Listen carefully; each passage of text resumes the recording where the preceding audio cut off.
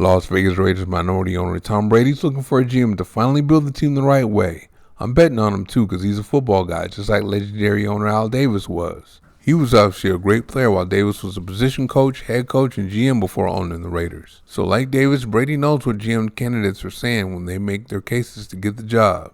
Davis had Ron Wolf help him build a multiple Super Bowl winner and perennial contender as an executive, and I trust Brady will have similar success. Mark Davis doesn't know what Al Davis knew or what Brady knows, so he struggled with his hires. All of his hires did damage to the franchise that outlasted their time with the Raiders. That's why the team is still rebuilding after Mark took over in 2011. Reggie McKenzie was the first GM Mark Davis hired in 2012. To sum his tenure up with the Raiders, I'll say he only had one great draft class. That was in 2014 when they got edge rusher Khalil Mack in round 1, quarterback Derek Carr in round 2, and guard Gabe Jackson in round 3. That's 3 quality starters. Then in 2015, McKenzie struck again with Amari Cooper in round 1, but nothing else. For the rest of his tenure with the Raiders, everyone he picked in the first, second, or third round was a dud. In 2016, it was safety Carl Joseph in the first, edge rusher Jihad Ward in the second, and edge rusher Shalik Calhoun in the third. In 2017, it was corner Garyon Conley in the first, safety Obi Malifonwu in the second, and interior defensive lineman Eddie Vanderdoes in the third round. None of them made an impact either. Joseph is the only one to stay with the Raiders for 4 years. That set the Raiders up to fail. So in 2018, Davis brought Jon Gruden back and McKenzie was the GM in name only before he was fired in 2019. When Gruden and his regime came in, he was the real GM and all he did was criticize all the bad draft picks McKenzie made. Then after that, he got rid of the 2 good picks McKenzie made in the first round. Yes, both Mack and Cooper were traded for a total of 3 first-round picks, and all but one of them was a bust. Gruden didn't do very well with the picks the Raiders already had either. I'll give him credit for 2018 first-round pick Colton Miller, though. Then in 2019, he had 3 first-round picks, and only one of them was good. Running back Josh Jacobs is still a star in the NFL, while edge rusher Clelin Ferrell and safety Jonathan Abram were busts. Luckily, Max Crosby was a 4th-round pick that year. In 2020, Gruden picked twice in the first round and they were busts. You know the stories of receiver Henry Ruggs and corner Damon Arnett. Then in 2021, offensive tackle Alex Leatherwood was a first-round pick and he was a bust. From 2018 to 21, Gruden the GM had 6 first-round picks and only Jacobs became a star. That's a huge part of why they're still rebuilding. Then next was head coach Josh McDaniels and his GM Dave Ziegler. They only lasted a year and a half with the Raiders, and the moves they made, one in particular, is still affecting the franchise. Call quarterback Derek Carr whatever you want, but he was the Raiders' franchise quarterback.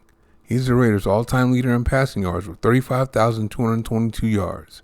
He's the Raiders' all-time completion percentage leader at 64.6%. He's the Raiders' all-time leader in passing touchdowns with 217, too. Leading your franchise in every major passing statistic makes you a franchise quarterback. It means you're pretty good, too. I didn't say he's elite, I used the words pretty good. If you're going to get rid of a guy like that, you better have at least a decent plan, and McDaniels and Ziegler obviously didn't.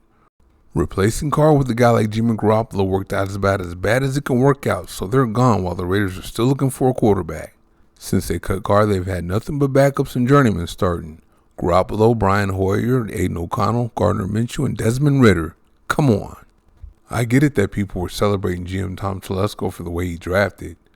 I was too, but being a GM and bringing in the best personnel you could possibly bring in every way you can is what it's all about. Last year, the Raiders had a guard named Greg Van Roten that was pretty good, and the Raiders were good running the ball, and they protected the passer well. This year, they replaced Roten with Cody Whitehair, and the Raiders couldn't run the ball or protect the passer very well to start the season.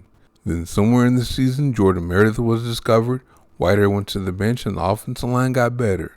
So Whitehair was a bad move along with letting Amik Robertson go. He's over there balling with the Detroit Lions now. But the worst move Telesco made was letting running back Josh Jacobs walk. He's always among the league's leaders in yards after contact and gets more yards than what are made available to him. Telesco sealed the fate of the Raider running game with this move, and now the team will be looking for a running back this offseason. He really did pay Minshew over Jacobs. Man, please, that was a fireable offense all by itself. Many of you have been saying Davis needs to sell the team. He didn't do that, but he made a compromise. He sold a piece of the team to Brady, and he's letting him run the football side of the building.